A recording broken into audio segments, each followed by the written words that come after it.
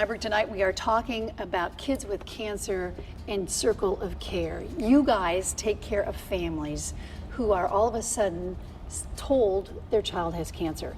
First, I want to introduce Tina Garrity and Liz Zaguero. Thank you so much for being with us today. Thank you for having us. How did Circle of Care start? Take it, President.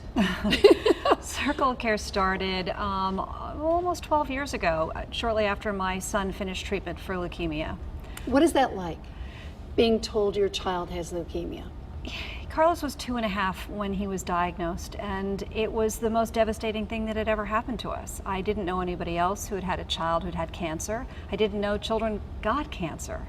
And one of the more scariest parts about it of all to me was that his treatment was going to last 2.5 years. So the whole time he'd been alive was how long he was going to have to endure treatment. Carlos started at 2.5 and was going to kindergarten by the time he finished. It's a shocking thing to have happen to any family. Enter Tina Garrity, who's met you.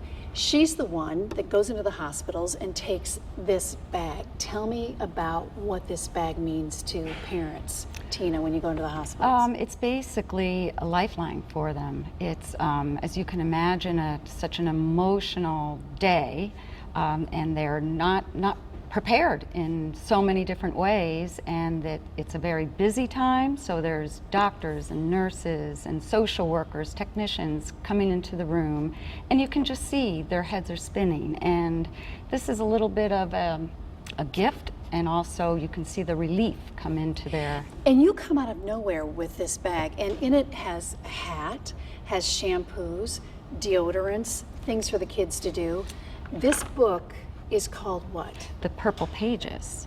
And Liz, I believe you and Dawn and Pam put this together initially. It's a resource guide of different places to go, people to contact, a because link. You're in shock, right? You go for a diagnosis and someone then tells you, you're not leaving this hospital.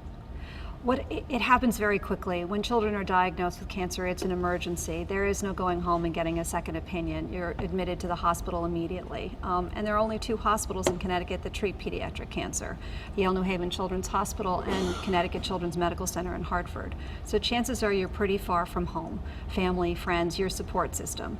So we put together this day of diagnosis care package to provide families with the basics: a toothbrush, soap, a toy for a child, some comfort items, some things to make them feel kind of a little bit more at home in this hospital environment.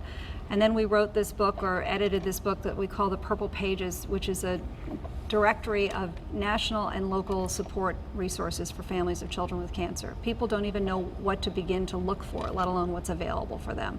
So there's information about wigs and alternative therapies and financial support and travel support if you need to go to another city for special care, and camps in the summer, and all kinds of different resources that are available for families. Tina, I have some questions for you, but first I want to look at a video that kind of tells what Circle of Care does. So let's watch that.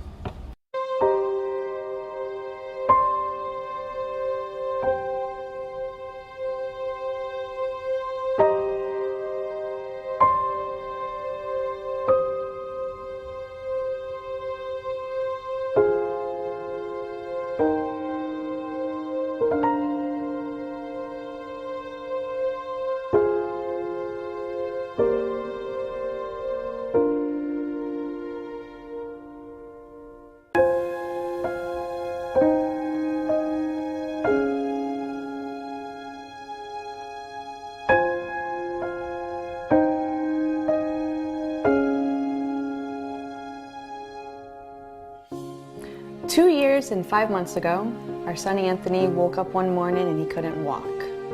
And he had a lot of issues. He was crying all night. He finally fell asleep, and then when he woke up, he took a step off the couch and fell completely to the floor. We were in the emergency room all day, and they came back with test results saying that he was positive for acute lymphoma leukemia.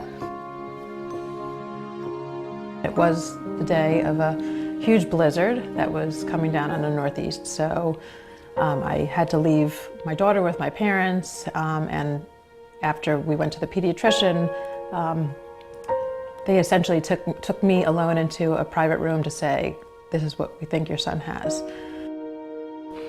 You know, when you are told your child has leukemia, your first reaction is, well, let me go get a second opinion. And there is no time for a second opinion. You literally, the clock starts ticking then, and you need to just go. You pack a bag and you get on the road and you go to where you need to go. And you show up with the bare minimum.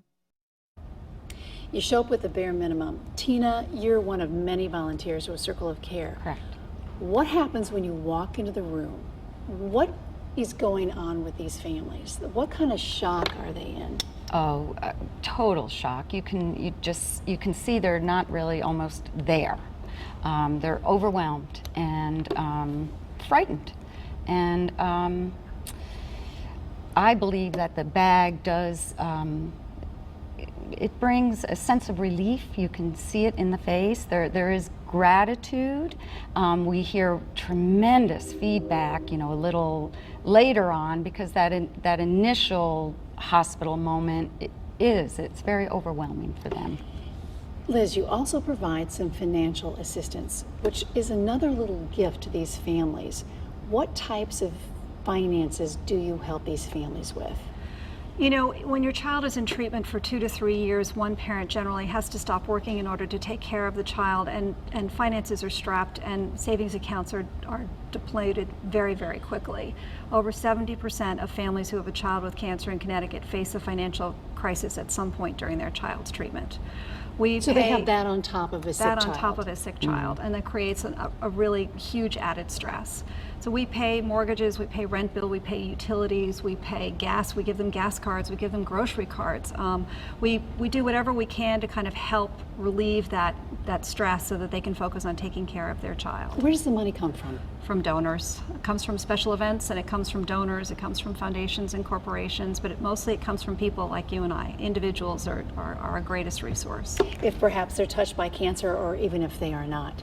Tina, you're involved in something which is kind of an outreach from Circle of Care, which is Art for the Heart. Correct. Tell me what that is. It's one of the, I think, my favorite program, of course. It's a bedroom makeover, a decorative bedroom makeover of the child's bedroom at home. And there's different teams under Circle of Care that meet with the child, the mom, and talk about just creating a space, a new room that just brings happiness, actually, in the moment for them while they're going through this devastating time. Because many of the kids can't leave their room, right? They can't go out and play Correct. a lot while they're getting chemo, correct? Yes, correct. Some of them are going to be in their bedroom quite a bit of the time.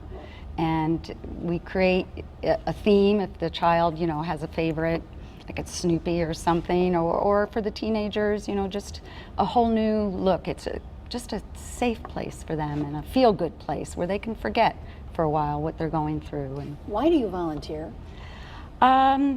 Because I love it. I've always had a side of me that believes in, you know, helping others. And I met Liz and Dawn and Pam about 12 years ago at a little party that one of her cousins had, and it just touched me. It just touched me, and I thought it was a fabulous program that they were trying to get going at the time, and it feeds my soul. Where would you be without the volunteers? We'd be completely lost. We have over 250 volunteers who work for us throughout the state. As Tina talks about Art from the Heart, it's one of these fabulous outreach programs we have. We have 7 teams across the state, and we've created more than 75 dream room makeovers in the last 10 years for children. Pat yourself on the back for that. This is amazing work that you're doing. You know, the reward is the work itself. When we first started this, it was about giving back and being so grateful for our son's health, and trying to make it easier for the next set of parents who are coming through this. You can't prevent childhood cancer. It doesn't have causes. It's just a kind of a random event. So if we could do whatever we can to be there for these families during this journey, during the 2 to 3 years of their children's treatment, that's our goal. You've been up and running about 10 years or so? Since 2004. 2004. What do you need to continue to make this work? We always need more volunteers, more people like Tina. If I could clone her, I would. We have a board we have board members from Greenwich to Madison all throughout the state, which is great, and we have volunteers all throughout the state. We are always looking for more people to kind of join our circle, and we're looking for people who are willing to run events for us and do drives for us and help us to raise more money. The more money we raise, the more money we can give away. Liz and Tina, thank you so much for giving back to families across the state of Connecticut and helping those little ones with cancer. Thank you, Ann. Thanks. Thank you. for having us. Thanks for being on. Thank you.